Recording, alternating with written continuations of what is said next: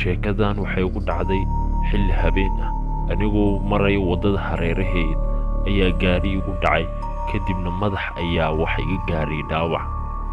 habeennimadkii waxaa la ii keenay isbitaal anigoo aad iyo aad u xanuunsanayay laakiin mar waxaan arkay laba qof oo agteeda ii taagan yihiin midna uu ahaa digtoor midka kalena waan fahmi waayey kadibna waxna waan sii arki waayey oo iftiin ayaa ii muuqday cabaar markaan sii joogay isbitaalka ayaa miirkii igu soo noqday waxaan dareemay in wax badan aan ilooway oo madaxa jugga iga gaaray laakiin mar sikadiisa dadna ma aysa joogin waxaan u soo baxay dhanka iyo albaabka waxaan rabay in aan kala xaqiiqsado meesha aan joogay iyo meel kale laakiin cabaar markaan sii socday waan warwareerayay kadibna albaabka ayaan sidii ku soo firay oo geesayga ayaan fiirinayay aad iyo aad baan u yaabay wuxuu ila muuqday meel isbitaal aad iyo aad u mugdi badan kadibna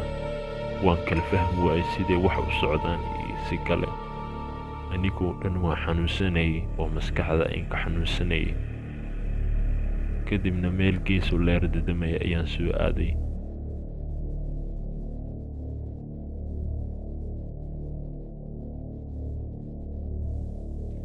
xoogaa markaan soo socday oo aan soo dhaafay qolka 12aad iyo qolka 13aad waxaan arkay qolka xiga oo albaabkiisa la xirayo aad iyo aad baa shaki ii galay kadibna sidii ayaan waxaa mooday in qolkaas laga bixi karo oo isbitaalka meesha laga baxo uu yahay kadibna wuxuu ahaa qolka meydka aad iyo aad baan u naxay oo markiisa ayaan iska fiirfiirinayay mar walba waxaan ka baqi jiray aniga meydka kadibna waxaa meel gees ku arkay qof markaa meyd ah wejiga ayaan rabay mar inaan ka furo laakiin waa cabsaday